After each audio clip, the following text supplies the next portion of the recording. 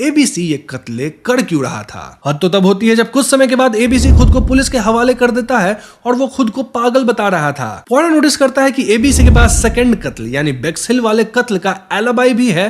Still वो खुद को डिफेंड करने के बजाय ये कह रहा है कि मैं मेंटली स्टेबल नहीं हूं। अब आप पूछ सकते हैं कि कैसी एलिबाई थी। वेल, एक माइनिंग इंजीनियर बताता है कि जब बेक्स हिल में कत्ल हुआ था तब एबीसी उसके साथ होटल में डोमिनोज खेल रहा था। इन कंफ्यूजन के कारण केस काफी पेचीदा हो गया था, क्योंकि देखा जाए तो एक तरफ एबीसी के खिलाफ इतनी सारी सबूतें हैं, वहीं दूसरी तरफ एबीसी के कत्ल करने की मोटिव का बिल्कुल भी पता नहीं चल रहा। इनफैक्ट एबीसी खुद को लेके ही श्योर नहीं है और वो इंसैनिटी प्लीड कर रहा है। ऐसे में पॉयरॉय हेस्टिंग्स और इस केस से जुड़े सभी लोगों को बेक्स हिल बुलाते हैं। पॉयरॉय यहाँ सभी को टी पे बुलाते हैं और वो सभी लोगों के साथ एक गेम खेलना चाहते हैं जहां वो सबसे एक सवाल पूछेंगे। वो फ्रैंकलिन क्लार्क से पूछते हैं कि स्कॉट घुड़दौड़ में टोपी के बारे में उनका क्या विचार है, और क्लार्क बताते हैं कि टोपी हमेशा की तरह दिखावटी थी। वो डोनाल्ड फ्रेजर से पूछते हैं कि उनकी वार्षिक छुट्टी कब थी, और फ्रेजर बताते हैं कि यह अगस्त की शुरुआत में थी। वो थोड़ा ग्रे से पूछते हैं कि क्या वह कारमाइकल क्लार्क की पत्नी की मृत्यु के बाद उनसे शादी करती। ये सुन के थोड़ा नाराज हो जाती है और कहती है कि वो अपने नियोक्ता यानी उनके जो एम्प्लॉयर है उसे एक पिता के रूप में मानती थी, और अंततः कहती है कि वो ऐसा नहीं करती। अब जब ये सवाल थोड़ा सा पूछा गया था तो हम रीडर्स को बताया जाता है कि फ्रैंकलिन इससे गुस्से में दिख रहा था। नाउ पॉयरॉय मेगन से पूछते हैं कि क्या वो चाहती है कि इस मामले को सुलझाया जाए, और मेगन जोर से ना कहती है। इससे पॉयरॉय उनकी ईमानदारी से प्रभावित होते हैं। वो मेरी रॉ से पूछते हैं कि क्या उनका कोई बॉयफ्रेंड है, और वह हाँ कहती है। अंत में वो घोषणा करते हैं कि वो और हेस्टिंग एक दूसरे काम पे बाहर जाएंगे। नाउ इन क्वेश्चंस को सुनकर हम रीडर को ज्यादा समझ नहीं पाते कि पॉयरॉय के दिमाग में क्या चल रहा है, लेकिन कुछ तो जरूर चल रहा था। अब अगले दिन पॉयरॉय एबीसी से मिलते हैं एंड सरप्राइजिंगली एबीसी उन्हें नहीं पहचानता था। एबीसी को तो लगता है कि पॉयरॉय शायद कोई वकील है, and this was again surprising क्योंकि कातिल तो पॉयरॉय को स्पेशली खत लिख रहा था ना। पूछताछ में पता चलता है कि एबीसी बचपन से उतना स्मार्ट नहीं था, इसलिए वो वॉर में हिस्सा लिया, और वॉर वाला वक्त उसके लिए ठीक ठाक ही था। वॉर के बाद उसका क्लर्क वाला करियर अच्छा नहीं चला, इसलिए अब वो स्टॉकिंग्स बेचने का काम करता है। एबीसी का कहना था कि कोई तो उसको फंसा रहा है क्योंकि उसे रेलवे गाइड्स के बारे में कुछ भी नहीं पता। वो मिसेस एशर के पास भी इसलिए गया था क्योंकि कहीं से तो वो स्टॉकिंग बेचना शुरू करेगा ना। एबीसी को डोमिनोज के खेल की याद आती है, और एक अन्य खेल की भी जो उसने एक बार एक अजनबी के साथ खेला था जिसने उसकी हथेली पढ़ी थी। उस अजनबी ने भविष्यवाणी की थी कि एबीसी प्रसिद्ध होगा, लेकिन साथ ही वह यह भी कहा था कि एबीसी हिंसक तरीके से मरेगा, शायद फांसी के तख्ते पर। एबीसी डरते हुए स्वीकार करता है कि उसके मिर्गी के दौरे उसे चीजें भूलने पे मजबूर कर देते हैं। पॉयरॉय पूछते हैं कि क्या वो इस बात को लेकर निश्चित है कि उसने हत्याएं की हैं, और एबीसी कहता है कि हाँ, लेकिन उसे यह नहीं पता कि उसने ऐसा क्यों किया, कब किया या फिर कैसे किया। अब दोस्तों इस पॉइंट पे किताब में सिर्फ 2 चैप्टर्स बचे हैं और अब सारे राज एक एक करके खुलने लगेंगे। पॉयरॉय बताते हैं कि कत्लों की जो अल्फाबेटिकल स्कीम थी वो ऑर्डर को दर्शाती है, लेकिन देखा जाए तो विक्टिम्स के बीच कोई भी लिंक नहीं था। पॉयरॉय स्वीकार करते हैं कि उन्होंने रेलवे गाइड को महत्व दिया था क्योंकि एबीसी का चयन एक रेलवे उन्मुख यानी रेलवे माइंडेड व्यक्ति की ओर इशारा करता है जिसके पास बचकानी व्यवस्थाएं थी। बेटी बोनार्ड की मौत से यह संकेत मिलता है कि हत्यारा एक आकर्षक यानी कि अट्रैक्टिव आदमी होना चाहिए जो उसे आकर्षित कर सके। तभी तो बेटी उसके साथ डेट पे गई होगी जहां बेटी के बेल्ट से ही उसका गला घोट के उसे मारा गया होगा। मतलब बेटी का बेल्ट जबरदस्ती तो नहीं निकाला गया होगा, प्यार से उसके साथ फ्लर्ट करते हुए निकाला गया एंड देन उसी से गला घोट दिया गया। तो हाँ, ये प्रूव करता है कि जो भी बेटी के साथ था यानी जो कातिल है वो सुंदर या अच्छा दिखता है, और एबीसी की अगर हम बात करें तो वो तो बहुत ही सामान्य यानी बहुत कॉमन दिखने वाला आदमी है। एंड देन एबीसी के पास ऐसी फ्लर्टी स्किल भी नहीं है कि वो बेटी को इस कदर लुभा सके। इनफैक्ट बेटी वाले कत्ल की तो एलिबाई भी एबीसी के पास थी। तो इससे तो प्रूव होता है कि बेटी वाली हत्या एबीसी ने नहीं करी है। लेकिन हम ये तो कह सकते हैं कि बाकी कत्ल वो किया हो। अगर ऐसा है तो बेटी के कत्ल के वक्त वहां एबीसी रेलवे गाइड कैसे मिला, क्योंकि ये रेलवे गाइड वाली बात तो सिर्फ और सिर्फ पॉयरॉय और कुछ पुलिस वालों को ही पता था। यानी कातिल एक ही इंसान है जो कि ये चारों कत्ल किया है, और वो कातिल एबीसी नहीं है। अब पॉयरॉय जो वापस लेटर्स को पढ़ते हैं तो वो समझ पाते हैं कि कातिल कोई मेंटल डिसऑर्डर वाला आदमी भी नहीं है, बल्कि एक ऐसा आदमी है जो प्रिटेंड कर रहा है कि वो मेंटली चैलेंज्ड है। दरअसल कातिल को इन 4 खून में सिर्फ एक कत्ल करना था, लेकिन वो जानबूझ के 4 कत्ल किया ताकि सबको लगे कि ये किसी तरह का सीरियल किलिंग है। तभी तो उसके एक सबसे खास मर्डर की ओर से सबका ध्यान हट जाएगा और लोग उस एक खास कत्ल को इंडिपेंडेंटली नहीं देखेंगे। तो आखिर इन 4 कत्लों में से वो खास कत्ल कौन सा है? Well, it was the third murder, क्योंकि इस कत्ल को रोक पाने के लिए पॉयरॉय और पुलिस को बिल्कुल वक्त नहीं मिला था। अगर आपको याद हो तो तीसरे कत्ल वाला खत लेट आया था और सेम डे कत्ल हुआ था। ऐसा इसलिए क्योंकि कातिल ने जानबूझकर गलत एड्रेस दिया था ताकि इस खास कत्ल को किसी भी हाल में रोका जा सके। Now the question here is कि आखिर कातिल है कौन? पॉयरॉय पॉइंट आउट करते हैं कि कातिल है फ्रैंकलिन क्लार्क, जो कि विक्टिम कारमाइकल क्लार्क का भाई है। जी हाँ दोस्तों, ये सुनते फ्रैंकलिन हंस के कहता है कि मैंने कत्ल नहीं किया है, लेकिन पॉयरॉय यहाँ ये सारे प्रूफ्स प्रोड्यूस करना शुरू करते हैं। फ्रैंकलिन वह था जिसने सबसे पहले पीड़ित परिवारों को एक साथ लाकर हत्यारे का पता लगाने का विचार सुझाया था, ताकि वो हमेशा उनसे एक कदम आगे रह सके। वो जांच के करीब आ जाता था और खुद को पॉयरॉय का प्रशंसक बताता था, पत्रों की नकारात्मकता का कोई संकेत नहीं दिखाता। बेटी को उसकी खुद की बेल्ट से मारा गया था और इसका मतलब है कि बेटी ने किसी को यह करने की अनुमति दी थी। फ्रैंकलिन क्लियरली अट्रैक्टिव और फ्लर्टी दोनों था और वो बेटी को आसानी से आकर्षित यानी कि अपनी ओर अट्रैक्ट कर सकता था। उसने एक दिन उनके सभा के दौरान यहाँ एक लिस्ट बनाई थी जो कि उसके व्यवस्थित दिमाग को इंडिकेट करती है। Now the question is कि फ्रैंकलिन ऐसा किया क्यों? वेल, पॉयरॉय के हिसाब से फ्रैंकलिन का मोटिव भी एकदम क्लियर है। वो अपने भाई की संपत्ति का वारिस बनना चाहता था और अगर उसके भाई और थोड़ा के बीच शादी हो जाती तो उनके बच्चे फिर वारिस होते। अब थोड़ा भले यह दिखाई कि उसकी कोई नियत नहीं थी, लेकिन उसकी नियत थी। अभी तो फ्रैंकलिन के भाई की मृत्यु के बाद उसने अपना ध्यान फ्रैंकलिन की ओर मोड़ लिया था। ओके, अगर हम मान भी लेते हैं कि चलो फ्रैंकलिन ही कातिल है, तो एबीसी इन सब पचड़ों में कैसे पड़ा और कई सबूत उसके खिलाफ क्यों हैं? इनफैक्ट एबीसी खुद क्यों बोल रहा कि वो कातिल है? वेल, फ्रैंकलिन रैंडमली एक बार एबीसी से मिला था और तभी उसके दिमाग में ये आइडिया आया। एबीसी को एपिलेप्सी थी, यानी उसे कुछ याद नहीं रहता था और फ्रैंकलिन सोचा कि वो कत्ल वगैरह करके आराम से एबीसी को फंसा देगा। फ्रैंकलिन ने एबीसी को उसके असाइनमेंट्स देने के लिए पत्र लिखे जिसमें स्टॉकिंग्स बेचने का काम दिया गया था। जी हाँ, फ्रैंकलिन ही एबीसी को हायर किया था और उन जगहों पे भेज देता था जहां पे स्टॉकिंग्स उसे बेचना है और उन्हीं जगह पे कत्ल होती थी, यानी फ्रैंकलिन खुद कत्ल करता था। इनफैक्ट इसके बाद फ्रैंकलिन उसे वह टाइपराइटर भी भेजा जिस पे फ्रैंकलिन खुद से लेटर्स लिखा था। मूल रूप से बेचारा एबीसी सोचता था कि किसी ने उसे स्टॉकिंग्स बेचने के लिए काम पर रखा है और वह बस यही कर रहा था और कुछ नहीं, लेकिन किसे बेचना है यह फ्रैंकलिन तय करता था और इसलिए ऐसा लगता था कि एबीसी हत्यारा है, क्योंकि कत्ल वाली जगह पे एबीसी पहले आता था क्योंकि फ्रैंकलिन उसे भेजता था। फ्रैंकलिन ए से किसी को मारा, देन बी से भी किसी को मार डाला, यह सुनिश्चित करते हुए कि हमेशा एबीसी आसपास हो। चौथे कत्ल के दौरान वो रैंडमली किसी को मार दिया क्योंकि उसे जिसे एक्चुअली में मारना था उसको तो वो मार चुका था, यानी उसका काम हो चुका था और ऐसे में अब उसे पैटर्न वगैरह फॉलो करने की जरूरत नहीं थी। देन वो थिएटर से बाहर निकलते वक्त चाकू एबीसी के कोट में डाल दिया। अब क्योंकि एबीसी थोड़ा मेंटली अनवेल था, वो इस सबूत और अन्य शहरों में अपनी उपस्थिति के आधार पर फैसला करता है कि वो खुद दोषी होगा। एबीसी को अपना तो कुछ याद रहता नहीं था, तो वो कहीं ना कहीं सोचने लग गया था कि हो सकता है मैं ही सभी को मार रहा हूं क्योंकि सारी क्लूज तो मेरी तरफ ही पॉइंट आउट करती है। जबकि सच तो यह है कि एबीसी को फ्रैंकलिन द्वारा बहुत ही स्मार्टली, बहुत ही चतुर तरीके से फ्रेम किया गया था। आगे प्रूफ्स के तौर पे पॉयरॉय कहते हैं कि कुछ विटनेसेस आइडेंटिफाई किए हैं कि फ्रैंकलिन थिएटर के बाहर दिखा था। देन कैफे की एक दूसरी वेट्रेस उसे बेटी के साथ भी देखी थी। इनफैक्ट एबीसी के टाइपराइटर की एक की पे फ्रैंकलिन की फिंगरप्रिंट पाई गई है। यह सब सुनते फ्रैंकलिन कबूल कर लेता है कि हाँ, कत्ल उसने ही किया है। इसके बाद फ्रैंकलिन एकदम से खुद को शूट करने की कोशिश करता है, लेकिन उसकी पर्सनल गन में गोलियां नहीं थी। जी हां दोस्तों, पॉयरॉय पहले ही नौकरों से बोलकर उसके बंदूक से गोलियां निकलवा दिए थे क्योंकि पॉयरॉय को आइडिया था कि फ्रैंकलिन ऐसा कुछ कर सकता है। फाइनली फ्रैंकलिन को अरेस्ट कर लिया जाता है। अब इस पॉइंट पे Hastings was impressed as usual, लेकिन अब भी कुछ अनआंसर्ड क्वेश्चंस थे। फॉर एग्जांपल, एक बार पॉयरॉय सबको चाय पे बुलाकर एकदम रैंडम क्वेश्चंस पूछा था, तो ऐसा वो क्यों किया था? पॉयरॉय बताते हैं कि उस वक्त कुछ सवाल तो वो वाकई में सिर्फ गेम सेक के लिए ही पूछा था, लेकिन जो सवाल वो थोड़ा सा पूछा था वो फ्रैंकलिन के रेज को अनमास्क करता है। अगर आपको याद हो तो थोड़ा सा पूछा गया था कि क्या वो शादी करना चाहती थी कारमाइकल क्लार्क से और इससे फ्रैंकलिन गुस्सा हुआ था। देन उन क्वेश्चंस के दौरान मेगन नहीं चाहती थी कि कातिल पकड़ा जाए और ऐसा इसलिए क्योंकि मेगन को लग रहा था कि कातिल में भी डोनाल्ड हो सकता है और अब वो और डोनाल्ड एक दूसरे को चाहने लगे हैं और मेगन नहीं चाहती थी कि डोनाल्ड जेल जाए। अब मेगन को उस वक्त थोड़ी पता था कि डोनाल्ड वाकई कातिल नहीं है। वैसे एक मजे की बात, पॉयरॉय ये झूठ बोल दिए थे कि उन्हें टाइपराइटर पे फ्रैंकलिन के फिंगरप्रिंट्स मिले, क्योंकि इस झूठ के कारण ही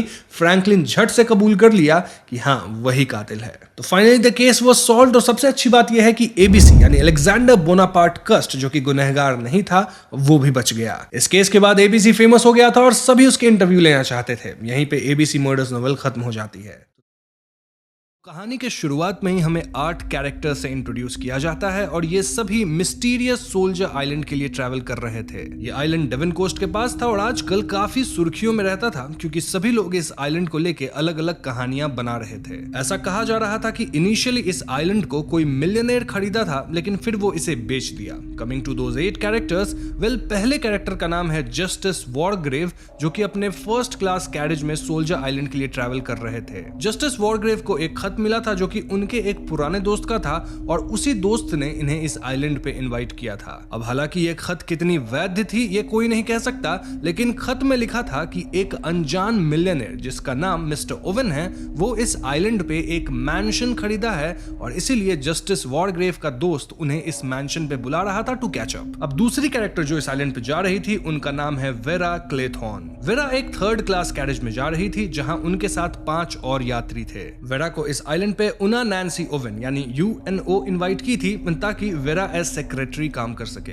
वेरा काफी लकी फील कर रही थी कि उन्हें ऐसी जॉब पोजीशन मिली है क्योंकि पास्ट में वेरा के साथ वर्क पे एक अजीब घटना हुई थी और उस घटना के बाद वेरा को इतनी अच्छी जॉब ऑफर मिलना मुश्किल था। वैसे मैं यहाँ क्लियर कर दूं कि जो भी घटना हुई थी उसमें वेरा दोषी नहीं पाई गई थी। अब वेरा के सामने ही अपना तीसरा कैरेक्टर बैठा है जिसका नाम है कैप्टन फिलिप लॉम्बार्ड और उसे भी इस आइलैंड पे बुलाया गया है। कैप्टन लॉम्बार्ड के बॉस उससे बोले थे कि आइलैंड वाले मैंशन के ओनर्स को किसी तरह का काम करवाना है जिसके लिए उन्हें कैप्टन लॉम्बार्ड की मदद चाहिए। कैप्टन लॉम्बार्ड वाज होपिंग कि उन्हें कोई इलीगल काम नहीं दिया जाए। वैसे वो हमेशा क्राइम वगैरह करके बच निकलने में माहिर थे और उन्हें लॉ एंड ऑर्डर तोड़ने में कोई प्रॉब्लम नहीं थी। लॉम्बार्ड काफी रूथलेस थे और उनकी पहली प्रायोरिटी वो खुद थे यानी सेल्फ प्रिजर्वेशन। अब अगली कैरेक्टर है मिस एमिली ब्रिंट जो कि इसी 3rd क्लास कैरेज में थी और एमिली एक 65 इयर्स की कंजर्वेटिव वुमन थी। एमिली एक कैथोलिक बूढ़ी औरत थी और वो अपनी बिलीफ्स को लेके काफी ट्रेडिशनल थी। एमिली को सोल्जर आइलैंड आने की इनविटेशन किसी UNO से मिली थी। अब UNO से आप यूनाइटेड नेशंस मत समझ लेना,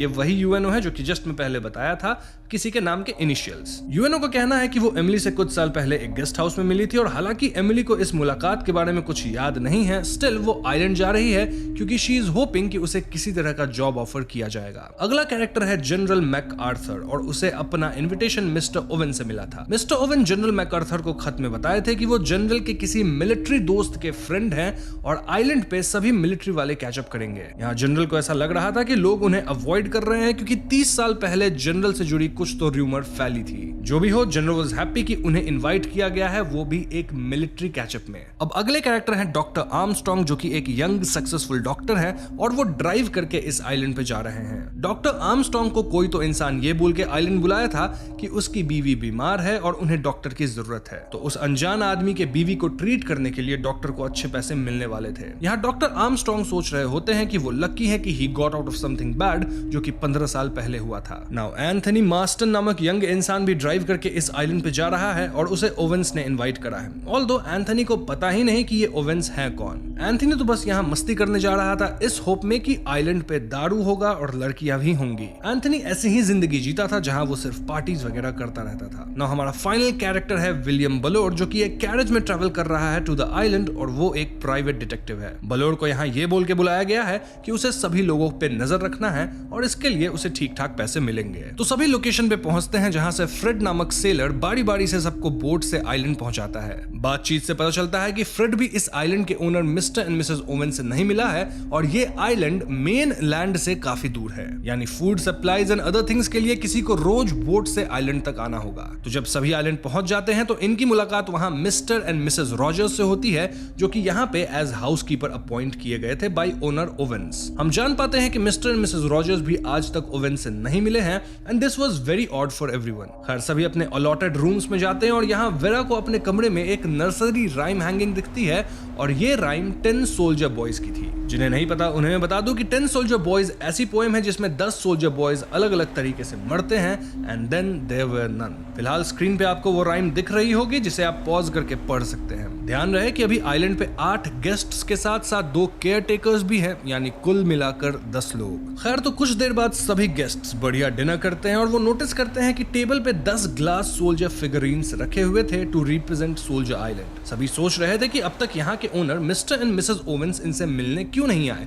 और इन्हीं टॉपिक्स पे बात करते हुए सभी ड्राइंग रूम में बैठ के कॉफी पीने लगते हैं। तभी एकदम से यहाँ एक क्लियर एंड लाउड वॉइस आती है जो कि इन 10 लोगों को अक्यूज करती है ऑफ ए स्पेसिफिक मर्डर जो कि इन्होंने पास्ट में किया था, और फिर ये बच निकले। इन बातों को सुनकर सभी लोग एकदम आग बबूला होने लगते हैं except justice Wargrave and Emily Brent. Lombard पाता है कि ये आवाज एक ग्रामोफोन से आ रही थी जो कि बगल वाले कमरे में बज रहा था, और इस ग्रामोफोन पे रॉजर्स रिकॉर्ड प्ले किया था। रॉजर्स कहता है कि हाँ, मैंने लगाया था रिकॉर्ड इस पे, लेकिन मुझे बिल्कुल आइडिया नहीं था कि रिकॉर्ड के अंदर ऐसी बातें थी। उसे तो ऐसा करने के लिए इंस्ट्रक्शन मिस्टर ओवन से मिला था और इसीलिए वो ऐसा किया। इस पॉइंट पे सभी थोड़ा डरने लगे थे, और ऐसे में जस्टिस वॉरग्रेव चार्ज लेते हैं और वो रॉजर्स से, इनफैक्ट सभी से पूछते हैं कि उन्हें यहाँ के owner mister and Mrs Owens के बारे में क्या पता है। सबका कहना था कि उन्हें ओवेंस के बारे में कुछ भी नहीं पता, और कोई भी आज तक ओवेंस से मिला तक नहीं है। अब इस पॉइंट पे आप वंडर कर रहे होंगे कि इन सभी लोगों ने पास्ट में किस तरह के कत्ल किए हैं। वेल, जैसे जैसे कहानी आगे बढ़ेगी आपको सभी का पास्ट पता चल जाएगा। खैर, जस्टिस वॉरग्रेव सभी लोगों को अपना इनविटेशन लेटर दिखाने कहते हैं, और सून वो रियलाइज करते हैं कि इनिशियल्स यूएनओ यानी यूएन ओवेन कहीं ना कहीं अननोन वर्ड बनता है, व्हिच मींस कि इन सबको किसी पागल आदमी ने यहाँ इनवाइट किया है जो कि अब शायद इन्हें मार भी दे सकता है। But the surprising part was कि उस पागल आदमी को इन सब के पास्ट के बारे में काफी कुछ मालूम था। ऐसे में सभी सफाई देना शुरू करते हैं कि कैसे जो बात उनके बारे में रिकॉर्ड पे कही गई है वो गलत है। बूढ़े जस्टिस वॉरग्रेव पे ये इल्जाम लगाया गया था कि उनकी वजह से एडवर्ड सेटन नामक आदमी मारा गया। जस्टिस वॉरग्रेव कहते हैं कि वो एक जज है और एक ट्रायल के दौरान वो एडवर्ड सेटन को गिल्टी पाए और इसीलिए उसे मौत की सजा दी है। जस्टिस वॉरग्रेव का मानना था कि उनका वर्डिक्ट एकदम सही था और आज भी वो अपने वर्डिक्ट के लिए स्टैंड करते हैं। नाउ कमिंग टू वेरा, उन पे इल्जाम था कि वो सिरिल नामक एक यंग बॉय को मारी है जिनकी वो केयर टेकर भी थी। वेरा सफाई देती है कि सिरिल एक दिन काफी दूर स्विम करने चला गया था जिससे वो डूब के मर गया, और हालांकि ऐसा इसलिए हुआ क्योंकि वेरा सिरिल का ठीक से ध्यान नहीं रख रही थी, स्टिल वेरा जानबूझ के कुछ भी नहीं की थी। अब जनरल पे इल्जाम था कि उनकी वजह से आर्थर रिचमंड नामक एक सैनिक मारा गया, और जनरल कहते हैं कि आर्थर तो वॉर में मारा गया था और भले मैंने ही आर्थर को वहां पोस्ट किया था, लेकिन इससे मैं कातिल थोड़ी कहलाऊंगा। अब लॉम्बार्ड पे इल्जाम था कि उसकी वजह से ईस्ट अफ्रीकन ट्राइब के 21 लोग मारे गए, और लॉम्बार्ड एडमिट करता है कि हाँ, मेरी गलती थी, लेकिन मैं खुद को बचाने के लिए उन 21 लोगों को जंगल में छोड़ के भागा था, और मेरे लिए खुद को बचाना सबसे ज्यादा इंपॉर्टेंट है, भले इससे कोई और मारा जाए, मेरे लिए सेल्फ प्रिजर्वेशन सबसे इंपॉर्टेंट है। अब एंथनी मास्टन पे जॉन और लूसी कॉम्स के कत्ल का इल्जाम था, और एंथनी बताता है कि एक बार उसकी कार से 2 बच्चे मारे गए थे, लेकिन इसके बदले एंथनी को पनिशमेंट भी मिली है। क्या? वेल, उसका 1 साल तक के लिए लाइसेंस सस्पेंड कर दिया गया था। एंथनी को देखकर क्लियरली विजिबल था कि उसे इन 2 बेकसूर लोगों की मौत का कोई गम नहीं था। वैसे 1 साल के लिए लाइसेंस जाना 300 वर्ड्स के ऐसे से तो ज्यादा ही कड़ी सजा है। Moving on, mister and Mrs Rogers पे इल्जाम था कि उनकी वजह से उनकी बीमार एम्प्लॉयर मिस ब्रांडी मारी गई। इस पे मिस्टर रॉजर्स सफाई देते हैं कि मेरी मालकिन बहुत बीमार थी, मैं तो उनके लिए डॉक्टर भी लाने गया था, लेकिन तब तक वो जिंदा ही नहीं बची। अब थोड़े सवाल जवाब से हम रीडर्स जान पाते हैं कि मिस ब्रांडी यानी मिस्टर एंड मिसेस रॉजर्स की जो एम्प्लॉयर थी, उनके मरने के बाद उनका पैसा और संपत्ति मिसेस रॉजर्स इनहेरिट करी थी। मतलब दाल में कुछ तो काला जरूर था। अब बलोर पे जेम्स लैंडर की कत्ल का इल्जाम था, और बलोर कहता है कि लैंडर एक बैंक रॉबरी केस में फंसा था और बलोर बस उसके खिलाफ गवाही दिया। इस गवाही के कारण लैंडर को जेल हुई और लैंडर जेल में मारा गया, तो इसमें बलोर की क्या गलती? वो अलग बात है कि इस गवाही की वजह से बलोर को प्रमोशन जरूर मिल गया था, ऑल्दो बलोर अब भी कहता है कि लैंडर गिल्टी था। नाउ डॉक्टर आर्मस्ट्रांग पे ये इल्जाम था कि उनकी वजह से लुइसा मेरी क्लेस मारी गई थी। डॉक्टर आर्मस्ट्रांग कहते हैं कि मुझे तो ये नाम याद भी नहीं है, लेकिन वो अपने मन में सोच रहे थे कि कहीं ये वही औरत तो नहीं जिसका ऑपरेशन डॉक्टर आर्मस्ट्रांग नशे की हालत में कर दिए थे, और इसी वजह से उनसे गलती हुई और उनकी गलती के कारण वो औरत मारी गई थी। फाइनली एमिली ब्रेंट पे भी किसी के कत्ल का इल्जाम था, लेकिन एमिली यहाँ कुछ भी बोलने से मना कर देती है। सीन ये था कि इन 10 लोगों पे किसी न किसी को मारने का इल्जाम था, और ये इल्जाम सच है या झूठ इसका तो पता नहीं, लेकिन रिकॉर्ड प्लेयर में जो भी बोल रहा था उसे पक्का यकीन था कि इन 10 ने कुछ तो गुनाह किया है। खैर, तो सबकी बात सुनने के बाद जस्टिस वॉरग्रेव कहते हैं कि हम कल सुबह सुबह इस आइलैंड से निकल लेंगे, और सभी उनकी बात मान भी लेते हैं एक्सेप्ट एंथनी मास्टन, जिसे ये सब काफी थ्रिलिंग लग रहा था और वो इन पहेलियों को सॉल्व करना चाहता था। मास्टन अपने ड्रिंक की चुस्की लेता है और अगले ही क्षण वो चोक करते हुए जमीन पे गिर जाता है। डॉक्टर आर्मस्ट्रांग तुरंत उसे चेक करते हैं और वो कहते हैं कि एंथनी मास्टन मर चुका है। ये देख सभी शॉक में थे और डॉक्टर आर्मस्ट्रांग कंफर्म करते हैं कि एंथनी को जहर दिया गया है। अब जिस बोतल से एंथनी की ड्रिंक आई थी वो तो सेफ थी क्योंकि उस बोतल से कई लोग पिए थे, रादर एंथनी के ग्लास में ही कोई जहर डाल दिया था। यहाँ कुछ लोग कहने लगते हैं कि मे बी एंथनी खुद को जहर देके मारा होगा, लेकिन इस बात का सेंस नहीं बन रहा था क्योंकि Anthony was young and full of life. अब इस पॉइंट पे मैं आप व्यूअर्स का उस 10 सोल्जर्स वाले पोएम की तरफ ध्यान खींचना चाहूंगा जिसका पहला लाइन था 10 little soldier boys went out to dine, one choked his little self and then there were 9। अब अगर आप गौर करें तो पोएम में जैसा लिखा था ठीक उसी तरह से एंथनी चोक करके मारा गया था। खैर इस पॉइंट पे यहाँ मौजूद कोई भी कुछ नहीं कर सकता था और सभी डिसाइड करते हैं कि वो अपने अपने कमरे में जाके सो जाएंगे और कल सुबह जब कोई मेनलैंड से आएगा तो सभी उसके साथ यहाँ से निकल लेंगे। अब अपने अपने कमरों में सभी लोग अपनी ख्यालों में खोए हुए थे। लाइक जस्टिस वॉर्डग्रेव सोच रहे थे कि मैंने सेटन के लिए सही ही फैसला दिया था, वो मुजरिम था और भले बाकी जूरर्स मानते थे कि वो इनोसेंट है, मुझे पता है कि वो इनोसेंट नहीं था। वहीं जनरल सोच रहे थे कि आर्थर तो वाकई मेरी वजह से ही मरा था। मैंने जानबूझकर आर्थर की ऐसी पोस्टिंग करी थी जहां वो जंग में मारा जाए। क्यों? क्योंकि आर्थर का मेरी बीवी के साथ अफेयर चल रहा था और ऐसे में मैं आर्थर को कैसे छोड़ देता। जनरल को हमेशा ये बात खाती रहती थी और अब जनरल मान रहे थे कि उन्हें उनके किए की सजा मिलने वाली है and strangely general was looking forward to it. वहीं वेरा सोच रही होती है कि वो सिरिल की केयरटेकर थी और उन्हें सिरिल के अंकल ह्यूगो से प्यार था, लेकिन ह्यूगो और वेरा शादी नहीं कर सकते थे क्योंकि ह्यूगो के पास पैसे नहीं थे। वैसे अगर सिरिल लड़का नहीं बल्कि लड़की होती तो सारी संपत्ति ह्यूगो इनहेरिट करता। खैर नीचे मिस्टर रॉजर्स नोटिस करते हैं कि 10 ग्लास सोल्जर फिगरीन्स में से एक फिगरीन मिसिंग थी और उनकी वाइफ यानी मिसेस रॉजर्स उठ ही नहीं रही थी। मिस्टर रॉजर्स फौरन डॉक्टर आर्मस्ट्रांग को बुला लाते हैं और डॉक्टर आर्मस्ट्रांग मिसेस रॉजर्स को चेक करते हैं। कुछ ही सेकंड चेक करके डॉक्टर आर्मस्ट्रांग बताते हैं कि मिसेस रॉजर्स मर चुकी है। जी हाँ दोस्तों, एक और कत्ल हो चुका था और डॉक्टर आर्मस्ट्रांग पूछते हैं कि क्या मिसेस रॉजर्स सोने से पहले कुछ उल्टा सीधा खाई थी। इस पे मिस्टर रॉजर्स कहते हैं कि वो कुछ इधर उधर नहीं खाई थी एक्सेप्ट वो दवाई जो डॉक्टर आर्मस्ट्रांग ही उनको दिए थे। बेसिकली हुआ ये था कि कुछ घंटों पहले जब रिकॉर्ड प्ले हुआ था तब मिसेस रॉजर्स अपने ऊपर इल्जाम सुन के बेहोश हो गई थी और ऐसे में डॉक्टर आर्मस्ट्रांग कुछ मेडिसिन शॉट्स वगैरह देके मिसेस रॉजर्स की मदद किए थे, लेकिन अब तो मिसेस रॉजर्स मर चुकी हैं। अब तक सुबह भी हो चुकी थी और ब्रेकफास्ट टेबल पे डॉक्टर आर्मस्ट्रांग सभी को बताते हैं कि मिसेस रॉजर्स अब नहीं रही। डॉक्टर आर्मस्ट्रांग ये भी कहते हैं कि बिना ऑटोप्सी यानी पोस्टमार्टम के वो पता नहीं लगा सकते कि मिसेस रॉजर्स कैसे मरी हैं और इस आइलैंड पे तो ऑटोप्सी करने के लिए टूल्स है भी नहीं। ऑल्दो देख के यही लग रहा है कि वो किसी तरह के मेडिसिन स्पेशली स्लीपिंग पिल्स के ओवरडोज से मरी है। यहाँ एमिली का कहना था कि मिसेस रॉजर्स शायद गिल्ट में मर गई क्योंकि शायद मिसेस रॉजर्स वाकई में गुनहगार थी और वो अपने पुराने एम्प्लॉयर को मारी होगी। बेसिकली एमिली के हिसाब से मिसेस रॉजर्स को भगवान सजा दिए हैं। वहीं बलोड का मानना था कि मिसेस रॉजर्स को मिस्टर रॉजर मारा है क्योंकि जब से रिकॉर्ड पे इनके क्राइम के बारे में बताया गया था तब से मिसेस रॉजर्स बहुत डर गई थी। ऐसे में मिस्टर रॉजर को लगा होगा कि कहीं मेरी बीवी सारा सच ना उगल दे और इसलिए वो अपनी बीवी यानी मिसेस रॉजर्स को मार दिए। अब इस पॉइंट तक मेन लैंड से बोट आ जानी चाहिए थी, लेकिन बोट का कोई अता पता नहीं था। जनरल मैकार्थर अब तक अजीब बिहेव करने लग गया था और उसका कहना था कि कोई बोट वगैरह नहीं आएगी, हमें यहाँ मारने के मकसद से लाया गया है और हमें यहाँ शांति मिल जाएगी। जनरल की बातों को इग्नोर करते हुए मिस्टर रॉजर्स कहते हैं कि कल रात टेबल पे 10 से 9 ग्लास सोल्जर फिगरीन्स हो गए थे और अब बस 8 बचे हैं। वैसे उस पोएम का दूसरा लाइन था 9 little soldier boys stayed up very late,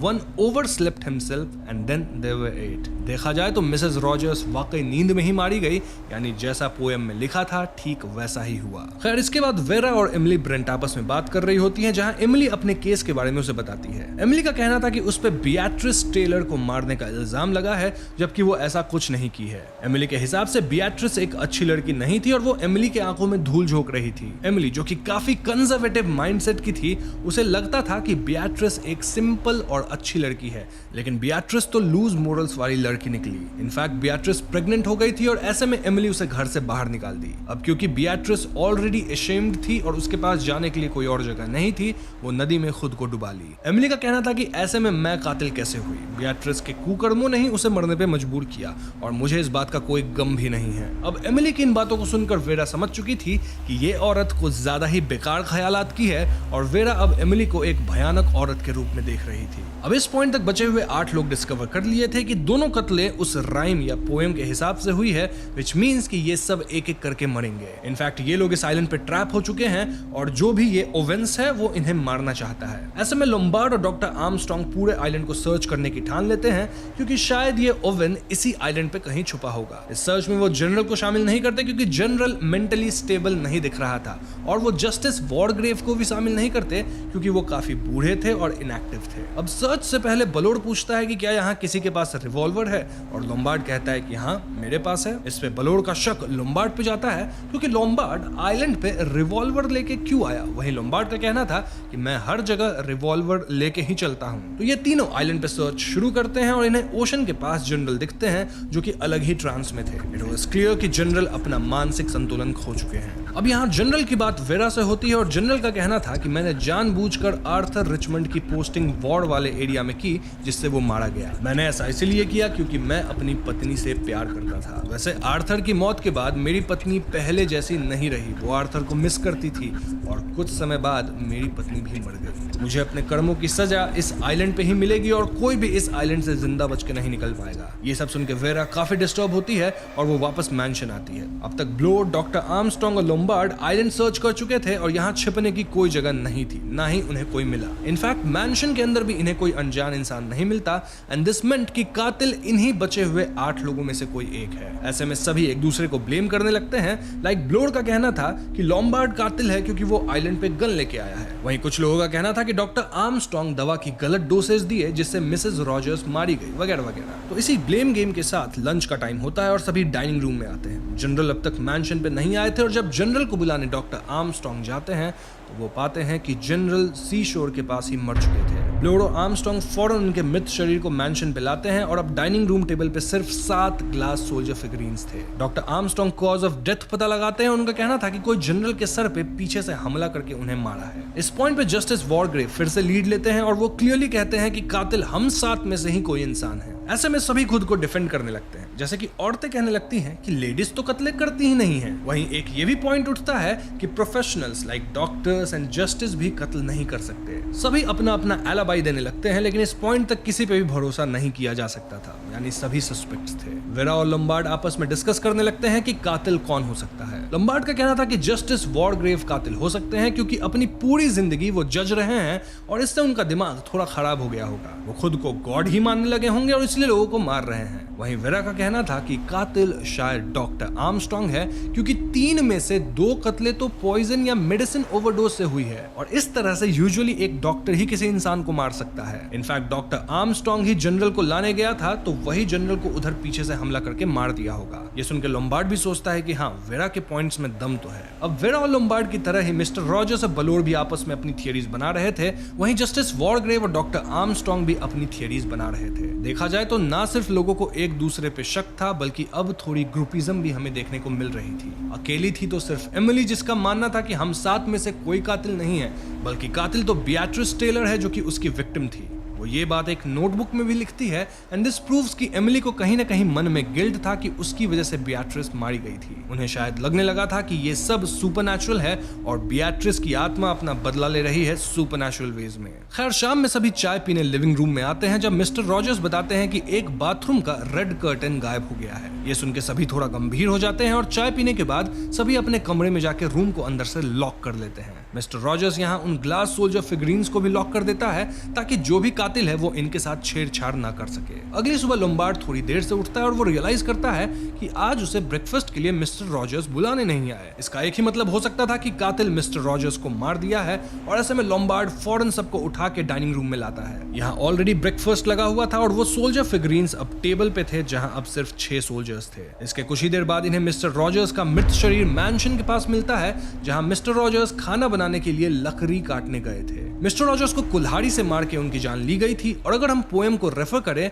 तो वहां अगली लाइन कुछ ऐसी थी: 7 little soldier boys chopping up sticks, one chopped himself in halves and then there were 6। देखा जाए तो मिस्टर रॉजर्स कुल्हाड़ी से लकड़ी काटते वक्त ही मारे गए थे, ठीक वैसे ही जैसा राइम में मेंशन था। अब यहाँ मैं पिछले कत्ल की राइम आपको नहीं बताया हूँ, लेकिन स्क्रीन में पूरा राइम आपको दिख रहा होगा, आप खुद से पढ़ सकते हैं पॉज करके। खैर, इस सबसे सभी एकदम डरे हुए थे लेकिन किसी के मुंह से आवाज तक नहीं निकल रही थी। ऐसे में जस्टिस वॉरग्रेव कहते हैं कि ब्रेकफास्ट के आधे घंटे बाद हम सब मिलेंगे to discuss our next plans. सभी ब्रेकफास्ट करके अपने कमरे में जाने लगते हैं एक्सेप्ट एमिली, जिसे थोड़ा अजीब फील हो रहा था। उन्हें थोड़ी नींद से आने लगी थी और वो विंडो पे एक बी देखती है। एमिली अपने ख्यालों में खोई हुई थी जब अचानक उन्हें अपने गर्दन पे चुभन महसूस होती है, मानो किसी बी ने उन्हें काटा हो। इसके कुछ देर बाद सभी ड्राइंग रूम में एकत्रित होते हैं, लेकिन एमिली यहाँ नहीं थी। खोजने पे ये लोग एमिली को मृत पाते हैं और डॉक्टर आर्मस्ट्रॉन्ग कंफर्म करते हैं कि कोई तो एमिली को हाइपोडर्मिक सिरिंज से मारा है। लोम्बार्ड नोटिस करता है कि किलर इस कमरे में एक बम्बल बी भी छोड़ा था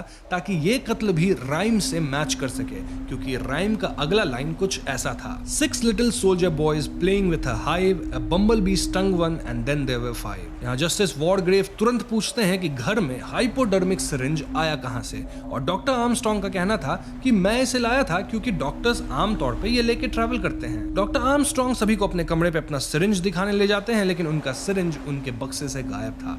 यानी कातिल उनके ही सिरिंज का इस्तेमाल करके एमिली को मारा है, या फिर डॉक्टर आर्मस्ट्रॉन्ग खुद ही कातिल है। ऐसे में जस्टिस वॉर्डग्रेव प्रपोज करते हैं कि बचे हुए 5 लोगों में जिनके पास भी कुछ ऐसी चीज है जिससे कत्ल हो सकता है, वो फौरन इसे जमा कर दें। क्यों? क्योंकि इन चीजों को लॉक करके रख दिया जाएगा ताकि कातिल इनका इस्तेमाल ना कर सके। ऐसे में डॉक्टर फौरन अपने स्लीपिंग टैबलेट्स, मेडिसिन के सब दे देते हैं, लेकिन लोम्बार्ड अपना रिवॉल्वर नहीं देना चाह रहा था। सभी लोग उसे रिवॉल्वर देने के लिए फोर्स करते हैं और फाइनली लोम्बार्ड को भी मानना पड़ता है। अब जैसे ही लोम्बार्ड अपने कमरे में रिवॉल्वर लाने जाता है तो वहां से रिवॉल्वर ऑलरेडी गायब था। ऐसे में सभी एक दूसरे को फुली बॉडी चेक करते हैं, लेकिन किसी को कुछ नहीं मिलता। अब जब्त किया गया सारा सामान एक ऐसे कैबिनेट में रख दिया जाता है जिसे खोलने के लिए 2 चाबियां लगेंगी। एक चाबी लोम्बार्ड को दी जाती है और एक ब्लोर को, क्योंकि ये दोनों स्ट्रॉन्ग थे और एक दूसरे से चाबी नहीं छीन सकते, ना ही इनसे कोई छीन सकता है। इसके बाद इन्हें 6th सोल्जर फिगरीन और वो सिरिंज जिससे एमिली का कत्ल हुआ था, दोनों डाइनिंग रूम के बाहर फेंकी हुई मिलती है। अब इस पॉइंट पे बचे हुए 5 लोग ड्राइंग रूम में एक साथ बैठते हैं और एक दूसरे को देख रहे थे। प्लान ये था कि एक बार में इस जगह से सिर्फ एक ही आदमी जा सकता है फॉर एनी वर्क, और इससे कत्लें नहीं होंगी। अब इनिशियली तो ये प्लान वर्क करता है, लेकिन जल्द ही वेरा डिसाइड करती है कि वो अब और यहाँ नहीं बैठ सकती, इसलिए वो अपने कमरे में नहाने जाती है। जब वेरा अपने कमरे में जाती है तो वो समुद्र को स्मेल कर पाती है और उसे फिर से अपना पास्ट याद आता है। वो सोचती है कि अगर सिरिल इस दुनिया में नहीं होता तो उसकी प्रॉपर्टी ह्यूगो को मिलती और फिर वेरा ह्यूगो से शादी कर पाती। तभी अचानक वेरा को लगता है कि कोई तो कमरे के अंदर है, इनफैक्ट कोई उसके गले को टच करता है। वेरा चिल्लाती है और उसकी आवाज सुन के बाकी लोग यहाँ भाग के आते हैं। वो पाते हैं कि वेरा के कमरे के छत से एक भीगी हुई सीवीड लटक रही थी जो कि वेरा को टच करी थी, और डर से वेरा को ऐसा लगा मानो कोई इंसान उसे टच किया हो। इस पॉइंट पे लोम्बार्ड रियलाइज करता है कि वो 3 लोग ही भाग के ऊपर आए थे, जस्टिस वॉर्डग्रेव तो नीचे ही रह गए। ये लोग फौरन नीचे जाते हैं और वहां वो पाते हैं कि जस्टिस वॉर्डग्रेव मिसिंग रेड कर्टन पहने हुए हैं और उनके सर पे जज वाली विग है। डॉक्टर आर्मस्ट्रॉन्ग चेक करते हैं और वो पाते हैं कि कोई तो जस्टिस वॉर्डग्रेव के सर में गोली मार दिया है, जिससे उनकी मौत हो गई है। यहाँ अगेन राइम मैच कर रहा था, which was 5 little soldier boys going through a door, one stubbed his toe and then there were 4। मतलब ये सब एक डोर के थ्रू गए, लेकिन एक टो स्टब करके रह गया जो कि मारा भी गया। तो अब सिर्फ 4 लोग बचे हैं और ये लोग जस्टिस वॉर्डग्रेव के शरीर को उठाकर उनके कमरे में रख देते हैं। सभी की हालत खराब थी और सभी एक दूसरे पे शक कर रहे थे। स्टिल चारों चुपचाप डिनर करके अपने अपने कमरे में चले जाते हैं। अब लोम्बार्ड पाता है कि उसकी रिवॉल्वर वापस उसके कमरे के ड्रॉर में थी। वहीं वेरा अपने कमरे में पड़ी पड़ी सोच रही थी कि कैसे वो जानबूझकर सिरिल को काफी दूर तैरने के लिए बोल दी, जिससे सिरिल डूब के मारा गया। वेरा वॉज श्योर कि किसी को उस पर शक नहीं होगा कि वो सिरिल को प्लान करके मारी है, लेकिन शायद ह्यूगो ये बात समझ गया, क्योंकि ह्यूगो उस घटना के बाद वेरा से कभी बात ही नहीं किया। वेरा अपने कमरे में सीलिंग पे एक हुक देखती है और सोचती है कि शायद इसी से सीवीड लटका होगा। वहीं ब्लोर अपने कमरे में पड़ा पड़ा ये सोच रहा था कि अगर मैं कातिल को पकड़ लूं तो ये सब खेल ही खत्म हो जाएगा। ब्लोर को एक आउटसाइड नॉइज सुनाई देती है और ब्लोर तुरंत बाहर निकल के बचे हुए लोगों के रूम्स चेक करता है। सभी अपने कमरे में थे एक्सेप्ट डॉक्टर आर्मस्ट्रॉन्ग। ऐसे में ब्लोर और लोम्बार्ड मिलकर डॉक्टर आर्मस्ट्रॉन्ग को ढूंढने लगते हैं और वो वेरा को सजेस्ट करते हैं कि वो अपना कमरा बंद कर ले और कमरा तब तक ना खोले जब तक ब्लोर और लोम्बार्ड वापस ना आ जाए। तो कुछ समय बाद ब्लोर और लोम्बार्ड वापस आते हैं और उनका कहना था कि डॉक्टर आर्मस्ट्रॉन्ग पूरे आइलैंड पे कहीं नहीं है।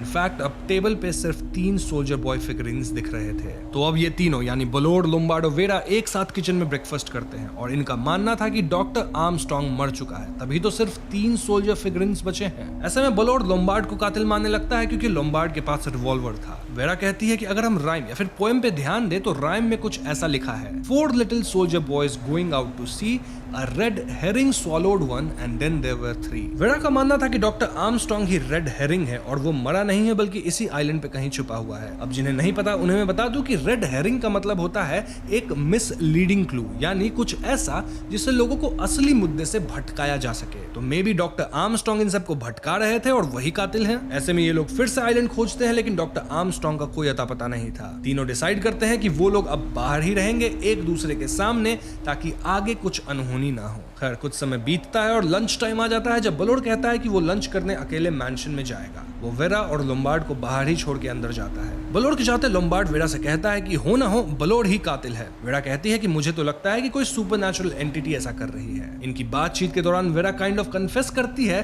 कि सिरिल को वो जानबूझकर दूर तक स्विम करने भेज दी, जिससे सिरिल डूब के मारा गया था। तभी अचानक इन्हें कुछ क्रैश करने की आवाज सुनाई देती है और ये दोनों आवाज की तरफ बढ़ते हैं। दोनों पाते हैं कि टेरेस पे बलोड मृत पड़ा था और कोई तो उसके सर को एक बियर शेप्ड क्लॉक से क्रश कर दिया था। अब वेरा और लोम्बार्ड तो एक दूसरे के ही साथ थे, यानी ये काम पक्का डॉक्टर आर्मस्ट्रांग का ही होगा। ऐसे में ये दोनों सुबह तक बीच पे ही वेट करते हैं और सुबह इन्हें दूर पे कुछ कपड़ों की बंडल दिखती है। नजदीक जाने पे ये पाते हैं कि वो कोई कपड़ों का बंडल नहीं था, बल्कि डॉक्टर आर्मस्ट्रांग की मृत शरीर थी एंड इट वाज क्लियर कि उनकी डूबने से मौत हुई है। इस मोमेंट पे वेरा और लोम्बार्ड स्लोली एक दूसरे को देखते हैं, क्योंकि आइलैंड पे तो सिर्फ यही दो बचे थे। ये दोनों अब एक दूसरे पे शक करने लग गए थे, जबकि दोनों ये बात सोच ही नहीं रहे थे कि ब्लोड तो तब मारा गया जब ये दोनों एक दूसरे के साथ थे। खैर ये दोनों मिलकर डॉक्टर आर्मस्ट्रांग की बॉडी को मूव करते हैं और इसी दौरान लोम्बार्ड पाता है कि उसका रिवॉल्वर गायब है। वेरा चालाकी से लोम्बार्ड का रिवॉल्वर ले ली थी और जब तक लोम्बार्ड वेरा के ऊपर झपटता, वेरा लोम्बार्ड को रिवॉल्वर से शूट कर देती है।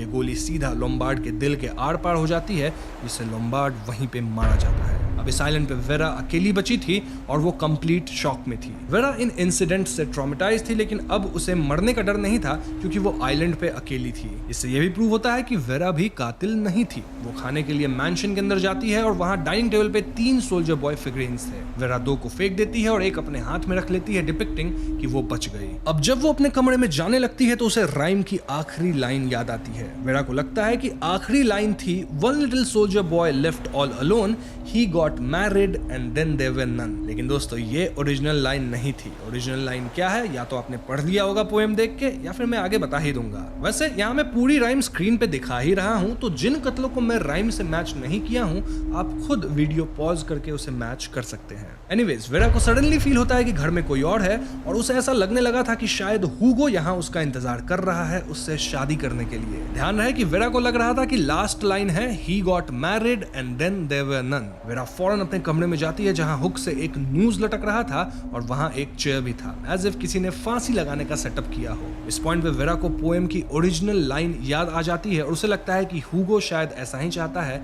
कि वेरा खुद को मार ले। वेरा फाइनली खुद को इस सेटअप में मार लेती है and then there were none. वैसे ओरिजिनल लाइन ये है, one little soldier boy left all alone, he went and hanged himself and then there were none. अब इस पॉइंट पे किताब में सिर्फ 2 चैप्टर्स बचे हैं और हम रीडर्स को कोई आइडिया नहीं लग रहा कि कातिल आखिर कौन था। अब तक ब्रिटिश पुलिस भी आइलैंड पे आ चुकी है और उन्हें 10 लोग मृत मिले हैं। पुलिस को बस ये पता है कि कोई आइजैक मॉरिस नामक आदमी किसी अननोन थर्ड पार्टी से सोल्जर आइलैंड को खरीदा था, देन मॉरिस ही उन गेस्ट्स को बुलाया था। मॉरिस गांव के लोगों से ये कहा था कि सोल्जर आइलैंड पे किसी तरह का एक्सपेरिमेंट चल रहा है और अगर वहां से कोई डिस्ट्रेस सिग्नल भी आए तो वहां मत जाना। इसलिए गांव से कोई भी इस आइलैंड पे बोट लेके आया ही नहीं। फाइनली काफी दिन बाद जब लोग आए तो उन्हें यहाँ 10 लोग मृत मिले। अब आइजैक मॉरिस हमेशा इलीगल एक्टिविटीज में जुड़ा रहता था और पुलिस ये ट्रेस ही नहीं कर पा रही थी कि आइलैंड को एक्चुअली कौन खरीदा था। क्यों? क्योंकि आइजैक मॉरिस तो खुद अपने घर में मृत पाया गया था। मतलब ये काम आइजैक मॉरिस का भी नहीं था। पुलिस यहाँ ग्रामोफोन पे वो रिकॉर्डर वाला मैसेज सुनती है जिसमें आइलैंड पे आए लोगों के ऊपर कत्लों के इल्जाम लगे थे और वो सारे केसेस ऑफिशियली रिकॉर्डेड नहीं थे। कहने का मतलब ये कि उन 10 लोगों के क्राइम्स ऐसे थे जिसे प्रूव नहीं किया गया था, या फिर हम कह सकते हैं कि जिसमें जस्टिस नहीं मिला था और लॉ कुछ कर भी नहीं पाई थी। मतलब ये सब खेल कोई ऐसा इंसान खेला था जिसे इन क्राइम्स की डिटेल्ड जानकारी थी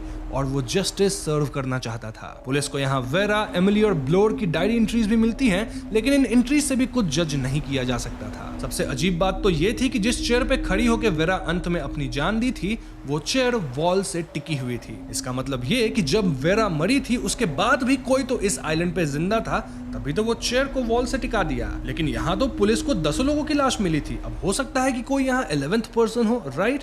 लेकिन गांव वालों का कहना था कि इतने दिनों में हमने किसी को आइलैंड से आते जाते नहीं देखा था, यानी आइलैंड पे यही 10 लोग थे जो कि गए थे और इनके अलावा कोई नहीं था। ओवरऑल सीन ये था कि इन 10 लोगों को कौन मारा ये राज शायद कातिल के अलावा किसी को मालूम ही नहीं। इस पॉइंट पे हम रीडर्स बुक के लास्ट चैप्टर पे पहुंच चुके हैं, जहां एक मछुआरे को समुद्र में एक सील्ड बॉटल मिलती है। ये बॉटल पुलिस को भिजवा दी जाती है क्योंकि इसके अंदर कातिल का कन्फेशन लेटर था। इनफैक्ट लेटर में क्लियरली बताया गया था कि कातिल कैसे 10 लोगों को मारा। कातिल का कहना था कि मैं बचपन से फैंटेसी से भरा हुआ था और मैं कई चीजें इमेजिन करता था, इसलिए मैं अपना कन्फेशन लेटर इस बॉटल में डाल के समुद्र में फेंक रहा हूं ताकि कभी तो ये किसी को मिलेगी। बचपन से मुझे मौत देखने में एक सैडिस्टिक प्लेजर मिलता था। इनफैक्ट मैं लोगों को मारना भी चाहता था, लेकिन मेरे अंदर बहुत स्ट्रॉन्ग सेंस ऑफ जस्टिस भी थी, यानी मैं इनोसेंट लोगों को सफर करते नहीं देख सकता। इसलिए मुझे सिर्फ गुनहगारों को मरते देख बड़ा मजा आता था।